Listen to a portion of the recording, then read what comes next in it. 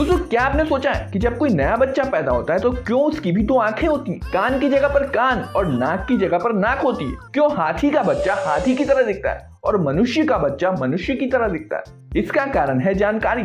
ये जानकारी genetic material में एनकोडेड रहती है और रिप्रोडक्शन के दौरान एक पीढ़ी से दूसरी पीढ़ी तक ट्रांसफर हो जाती है। रिप्रोडक्शन यानी कि दोबारा बनाना, ये एक ऐसा प्रोसेस है जिससे एक जीव अपने ही जैसे दूसरे जीव की रचना करता है। रिप्रोडक्शन 2 तरह का होता है, एसेक्सुअल रिप्रोडक्शन और सेक्सुअल रिप्रोडक्शन। एसेक्सुअल रिप्रोडक्शन में एक ही प्राणी अपने जैसे दूसरे प्राणी की रचना करने में सक्षम होता है, इसमें किसी दूसरे की कोई भागीदारी नहीं होती है। पर सेक्सुअल रिप्रोडक्शन में एक नए जीव की रचना करने के लिए 2 प्राणियों की जरूरत होती है, जिसमें एक प्राणी को हम मेल कहते हैं और दूसरे प्राणी को हम फीमेल कहते हैं। जैसा कि आप लोग जानते ही होंगे कि मनुष्य सेक्सुअली रिप्रोड्यूस करते हैं और सेक्सुअल रिप्रोडक्शन की शुरुआत होती है सेक्स सेल या गैमेट्स के बनने से।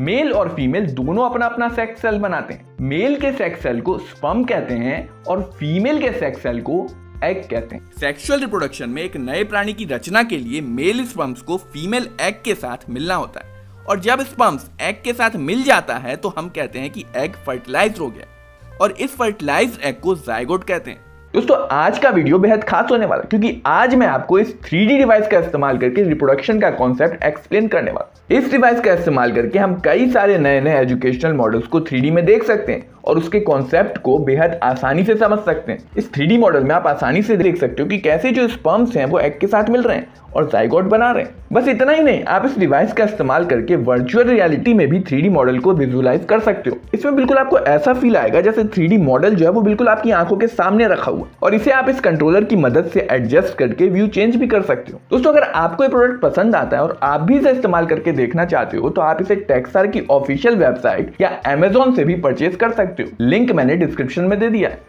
पुरुषों और खास कर की स्त्रियों में कुछ ऐसे ऑर्गन्स होते हैं जो एक नए मनुष्य की रचना करने में सक्षम होते हैं। इन ऑर्गन्स को रिप्रोडक्टिव ऑर्गन्स कहा जाता है। तो चलिए एक एक करके हम इन रिप्रोडक्टिव ऑर्गन्स और इनके सिस्टम को समझने की कोशिश करते हैं और शुरुआत करते हैं मेल रिप्रोडक्टिव ऑर्गन के सिस्टम से। देखो, मेल रिप्रोडक्टिव सिस्टम में एक टेस्टिस का एक जोड़ा होता है जो स्पर्म्स बनाता है। अब ये स्पर्म्स क्या होते हैं? स्पर्म एक बहुत छोटा सेल होता है जो मेनली पानी, प्लाज्मा और म्यूकस से मिलकर बना होता है। इसमें करीब 5 से 25 कैलोरी की एनर्जी होती है और कुछ जरूरी न्यूट्रिएंट्स जैसे कैल्शियम होते हैं। दोस्तों क्या आपको पता है कि हर रोज एक वयस्क पुरुष के टेस्टिस में करोड़ों स्पर्म्स बनते हैं और कमाल की बात तो यह है कि एक महिला को प्रेग्नेंट होने के लिए मात्र 1 स्पर्म की जरूरत होती है। टेस्टिस पेट के बाहर दोनों टांगों के बीच स्किन और कनेक्टिव टिश्यू से बने हुए थैले में रहता है। इस थैले को स्क्रोटम कहते हैं। पर ये टेस्टिस पेट के अंदर भी तो हो सकते थे। देखो, असल में स्पर्म्स को बनने के लिए जो टेम्परेचर चाहिए होता है वो हमारी बॉडी टेम्परेचर से 2-3 डिग्री कम होता है। इसलिए ये टेस्टिस बॉडी से थोड़ा दूर रखे होते हैं ताकि अपने लो टेम्परेचर को मेंटेन कर सकें और स्पर्म्स आसानी से बन सकें। अब टेस्टिस से जुड़ा हुआ ये जो पार्ट आप देख रहे हो ये एपिडिडर्मिस है। ये एक बेहद घुमावदार ट्यूब होती है और टेस्टिस में जो स्पर्म्स बनते हैं वो एपिडिडर्मिस में आके स्टोर हो जाते हैं। देखो, डायरेक्टली टेस्टिस से निकला हुआ स्पर्म फीमेल एग को फर्टिलाइज नहीं कर सकता है। पहले इस स्पर्म को कई दिनों तक एपिडिडर्मिस में स्टोर रहना होता है, उसके बाद ही ये फीमेल एग को फर्टिलाइज करने में सक्षम हो पाता है। एपिडिडर्मिस के बाद जो नली होती है उसे वास डेफरेंस या स्पर्म डक्ट कहते हैं। ये पेट के अंदर यूरिनरी ब्लैडर यानी कि वो थैली जिसमें मूत्र जमा रहता है उसके ऊपर से पास होते हुए प्रोस्टेट के अंदर चला जाता है। अब प्रोस्टेट के अंदर आप देखो, ये जो स्पर्म डक्ट है ये मूत्र नली से मिल रहा है। असल में मेल में मूत्र और स्पर्म दोनों एक ही नली से बाहर निकलते हैं और इस नली को कहते हैं यूरेथ्रा।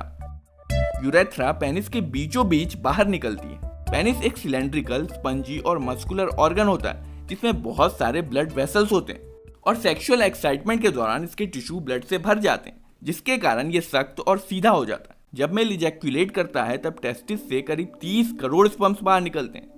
सभी का बस एक ही उद्देश्य होता है, फीमेल एग के साथ मिलकर उसे फर्टिलाइज कर देना। ये स्पर्म्स टेस्टिस से वास डेफरेंस ट्यूब से होते हुए प्रोस्टेट में चले जाते हैं। इस दौरान प्रोस्टेट कॉन्ट्रैक्ट होकर मूत्र के रास्ते को बंद कर देता है और सीमन यूरेथ्रा के माध्यम से बाहर निकल जाता है। असल में स्पर्म अकेला बॉडी से बाहर नहीं निकलता है। टेस्टिस से लेकर बाहर निकलने के रास्ते में कई ग्लैंड्स होती हैं जो इसमें जरूरी फ्लूइड रिलीज करती हैं। फॉर एग्जाम्पल सेमिनल वेसिकल और प्रोस्टेट दोनों ही इसमें जरूरी फ्लूइड रिलीज करते हैं। और ये जो अलग अलग ग्लैंड फ्लूइड रिलीज करती हैं, इस मिक्सचर को सेमिनल प्लाज्मा कहते हैं। और इस सेमिनल प्लाज्मा के अंदर स्पर्म्स रहते हैं। अभी जो सेमिनल प्लाज्मा है ये स्पर्म को मूव करने में मदद करता है और साथ ही साथ इसे न्यूट्रिएंट्स और एनर्जी भी प्रोवाइड करता है। इनफैक्ट इस फ्लूइड में शुगर भी होता है जो स्पर्म के लिए एनर्जी का सोर्स होता है, क्योंकि देखो स्पर्म को अल्टीमेटली एग तक पहुंचना है और एग तक पहुंचने के लिए इसे काफी लंबा और कठिन रास्ता तय करना होता है और इसलिए इसे एनर्जी की भी जरूरत होती है। तो देखो सबसे पहले तो टेस्टिस से स्पर्म बाहर निकले, फिर अलग अलग ग्लैंड्स ने इसमें सेमिनल प्लाज्मा मिलाया और फाइनली जो चीज मेल के बॉडी से बाहर निकलती है वो सेमिनल प्लाज्मा और स्पर्म का गाढ़ा मिक्सचर होता है और इस मिक्सचर को सेमिनल फ्लूइड या सीमन कहते हैं। सेमिनल फ्लूइड एक गाढ़ा और अल्कलाइन फ्लूइड होता है जो स्पर्म जब फीमेल के वेजाइना में एंटर करता है तो वहां के एसिडिक वातावरण से इसको सुरक्षित रखता है। तो चलिए अब हम बात करते हैं फीमेल रिप्रोडक्टिव ऑर्गन्स की। यहाँ पर एक फीमेल बॉडी के पार्ट्स दिखाए गए। ये 3D व्यू बहुत इंपॉर्टेंट है क्योंकि इससे आपको अंदाजा हो जाएगा कि एक फीमेल की बॉडी में मेन रिप्रोडक्टिव ऑर्गन्स कहाँ पर होते हैं और उनका आकार क्या होता है। अगर हम इस मॉडल को पीछे से देखें तो ये जो ओपनिंग है ये एनस है। ये वो पार्ट है जहां से फीसस यानी कि मल बाहर निकलता है। और इसे अगर हम आगे से देखें तो ये जो ओपनिंग है ये है यूरेथ्रल ओपनिंग यानी कि मूत्र द्वार, यहाँ से मूत्र बाहर निकलता है। और ये यूरेथ्रल ओपनिंग यूरेथ्रल ट्यूब के माध्यम से ब्लैडर से जुड़ी होती है। ब्लैडर ही वो जगह है जहां पर किडनी से निकला हुआ मूत्र जमा रहता है। और तीसरी ओपनिंग जो है वो है वल्वा या वेजाइनल ओपनिंग। ये फीमेल के रिप्रोडक्टिव सिस्टम का पार्ट है।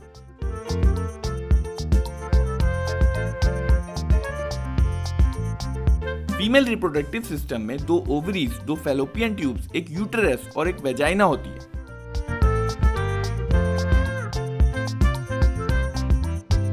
मेल रिप्रोडक्टिव सिस्टम से अलग फीमेल रिप्रोडक्टिव सिस्टम फीमेल की बॉडी के अंदर पेट के निचले हिस्से में मौजूद होता है।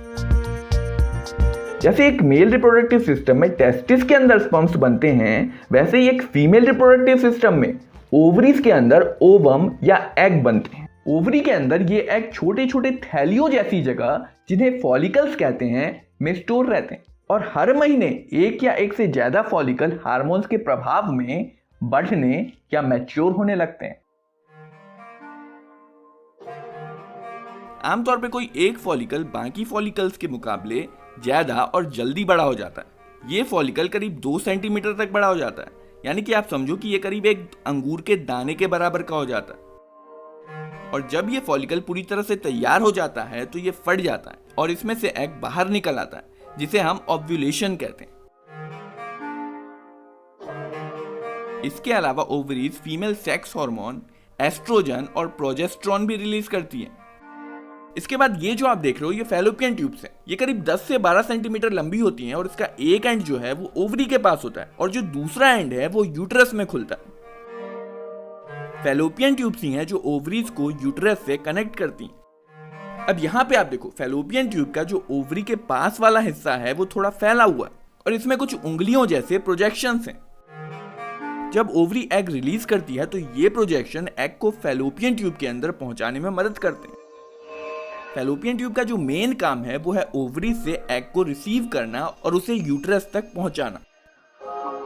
यूटेरस, जिसे वूम या हिंदी में गर्भाशय या कोख भी कहते हैं, यही वो जगह है जहां पे एक शिशु प्रेगनेंसी के दौरान विकसित होता है। यूटेरस के निचले भाग को सर्विक्स कहते हैं और सर्विक्स जो है वो एक पतले रास्ते जैसा होता है जो यूटेरस को वेजाइना से जोड़ता है। वेजाइना फीमेल के शरीर के बाहर वेजाइनल ओपनिंग के माध्यम से खुलती है। सेक्सुअल इंटरकोर्स के दौरान मेल फीमेल के वेजाइना में पेनिस इंसर्ट करता है और सर्विक्स के पास सीमन रिलीज करता है। इस सीमन में करीब 30 करोड़ स्पर्म्स होते हैं।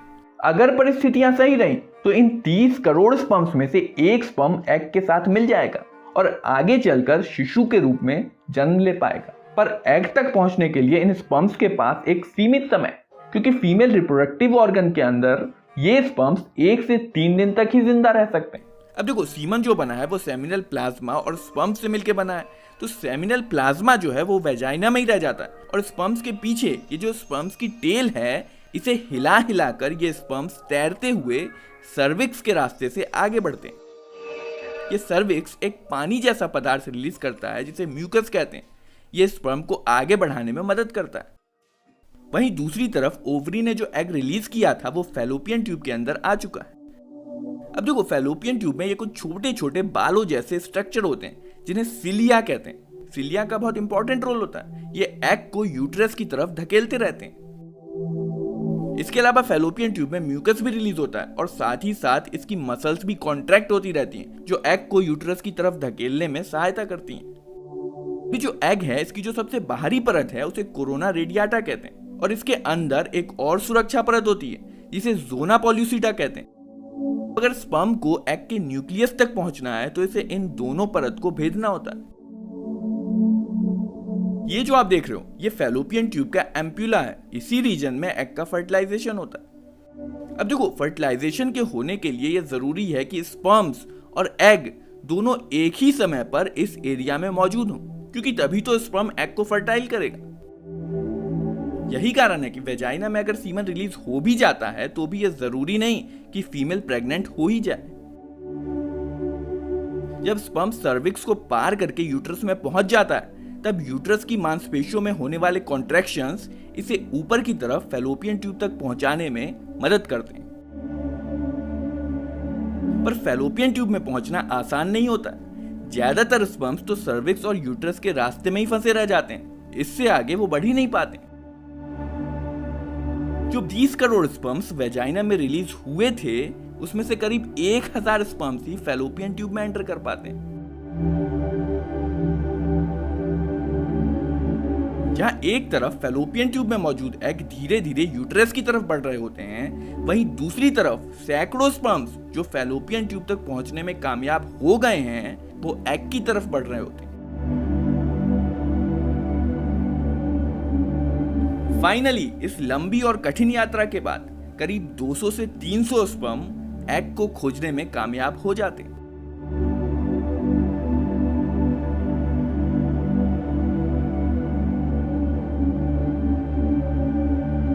इन स्पर्म्स में से कई स्पर्म एग की बाहरी परत कोरोना रेडियाटा को छेद कर एग की दूसरी परत जोना पॉल्यूसिटा तक तो पहुंच जाते हैं, पर इसके बाद जोना पॉल्यूसिटा को छेद कर कोई एक ही स्पर्म एग को फर्टाइल कर पाता है।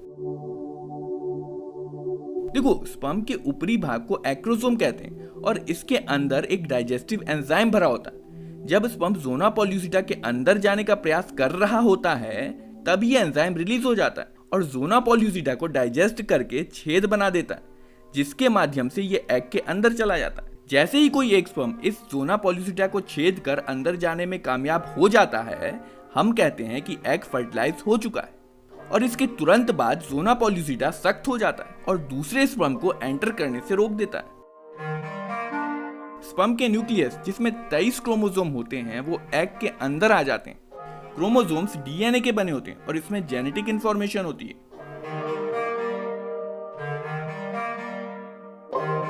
इसके बाद एग और स्पर्म के न्यूक्लियस आपस में मिल जाते हैं और एग के 23 क्रोमोसोम्स और स्पर्म के 23 क्रोमोसोम्स कंबाइन होकर 46 क्रोमोसोम्स का एक नया सेट बना लेते हैं। ये एक नए मानव की जानकारी है जो तुरंत ही लिंग, आंखों का रंग, बालों का रंग और कई दूसरी चीजें निर्धारित कर देता है। इस फर्टिलाइज्ड एग को जाइगोट कहते हैं और फर्टिलाइजेशन के बाद ये डिवाइड होना शुरू हो जाता है। जाइगोट फैलोपियन ट्यूब से यूट्रस की तरफ बढ़ता रहता है और साथ ही साथ इसके सेल्स 1 से 2, 2 से 4, 4 से 8 इस तरह से डिवाइड होते रहते हैं। 5 से 6 दिन बाद जब जाइगोट यूट्रस में पहुंचता है तो ये 16 सेल में डिवाइड हो चुका होता है और इस 16 सेल वाले जाइगोट को अब ब्लास्टोसिस्ट कहा जाता है। इसके बाद ब्लास्टोसिस्ट अपने बाहरी कवच जोना पॉल्यूसिटा से बाहर आ जाता है और यूट्रस की दीवार जिसे एंडोमेट्रियम कहते हैं उसमें धंस जाता है।